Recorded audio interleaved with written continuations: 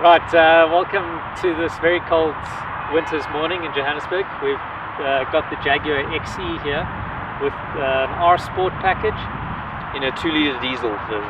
2-litre diesel, yes. It's got 132 kilowatts and 430 newton meters of torque. Yeah, and it costs 677,000 Rand, which we think is quite a lot of money.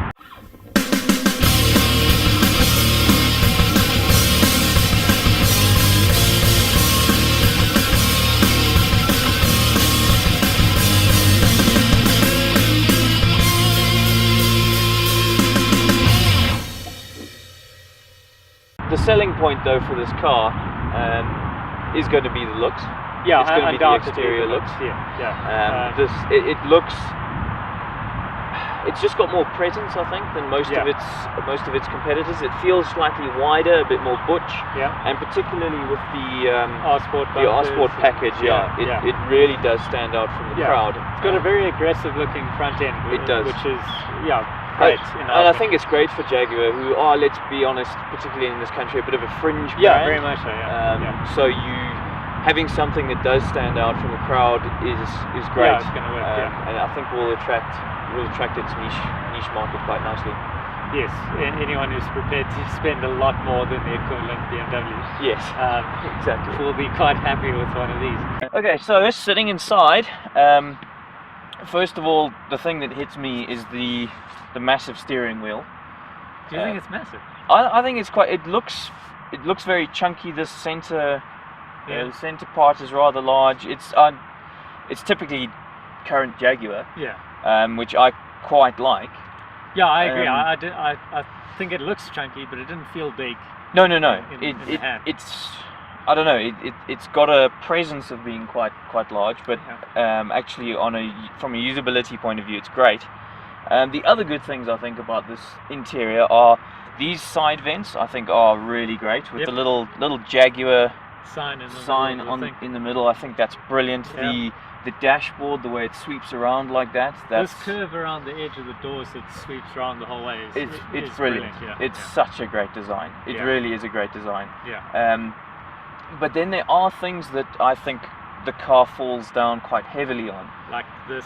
The center console, I've not got too much trouble with the buttons and so on. It's more the tactile feel and the quality. So it just doesn't feel as nice as something like a Merc, for example. 100%. It's slightly more rugged. Obviously, they're sharing parts between Jaguar and Land Rover, so the bits you get in the Land Rover is kind of the same bits you get here, which you understand from a production point of view. But when you end up comparing to its competitors, it doesn't quite stack up.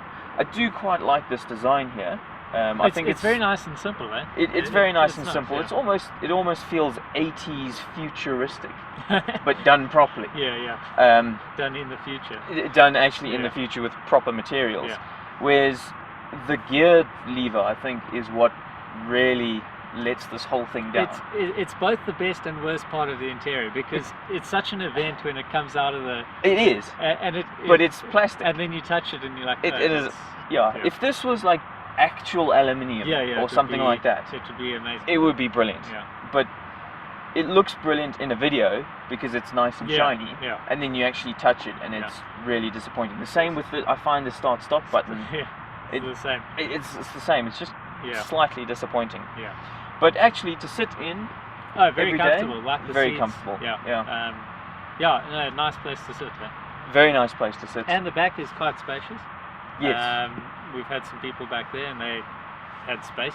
And they said it was comfortable. And the other thing I think you'll notice... Huge boot as well. Yes. I don't know if you noticed, Yeah, massive boot. The other thing I noticed is it feels like a bigger car than it is. It's obviously up against the C-Class and the 3 Series and so on, and sitting inside, you do feel like you're in a bigger car. A bigger car, almost like a 5 Series. It's not, but it feels that way, which is quite nice. Okay, so driving around town, one of the first things I noticed was with the R-Line Sport package, the front, the nose, is actually incredibly low. I found that I couldn't go as quickly over speed bumps as I usually do. No, because you'd end up scraping on the other side very slightly. It is quite low. But that said, to me, and this is coming from driving a 156 GTA, which is like scraping on the floor. While this looks very low, I thought I could go over speed bumps quicker than I expected I would be able to. Okay, because I certainly noticed that you had to be careful. More careful. But in general, from behind the wheel, I think this is it's a really nice car to drive. It's very comfortable. Very comfortable. Gee, it's comfortable. The diesel engine I do find a bit drony, particularly at higher revs.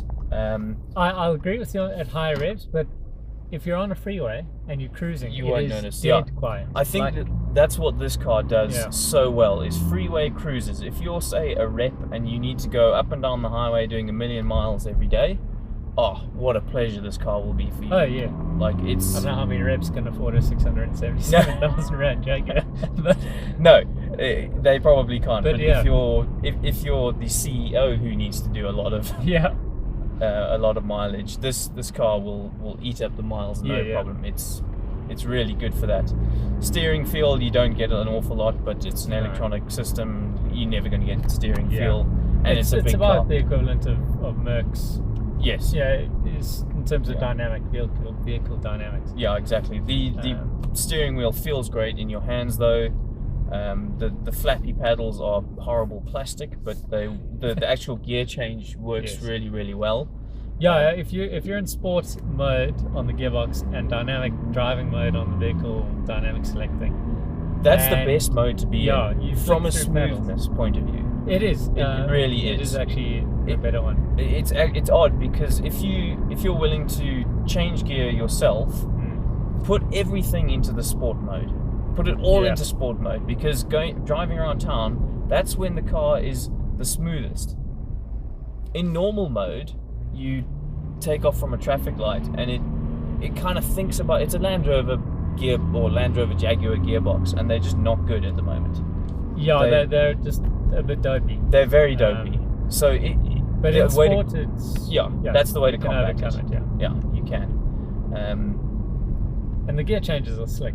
If you flick through them on the paddles, they're really super slick. Yeah. But driving the car day to day has been very, very pleasurable. It's so comfortable. It feels like a bigger car than it is, which I think will appeal to a lot of people. And so it gives it almost a more premium feel, despite my concerns about some of the materials in here.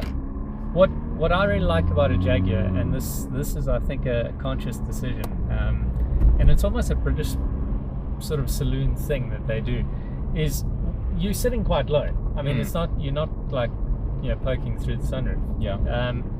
But the dash and everything is actually so low that it really is low. You're higher than it. But looking at the bonnet, you can see that you're sitting low. I don't know. I like that. It's like a bigger sense of space. Yes, I agree. Whereas in a BMW, a dash would be a bit higher. I quite like that. Right, everyone. Thanks for watching our thoughts on the Jaguar XE. Please like and subscribe.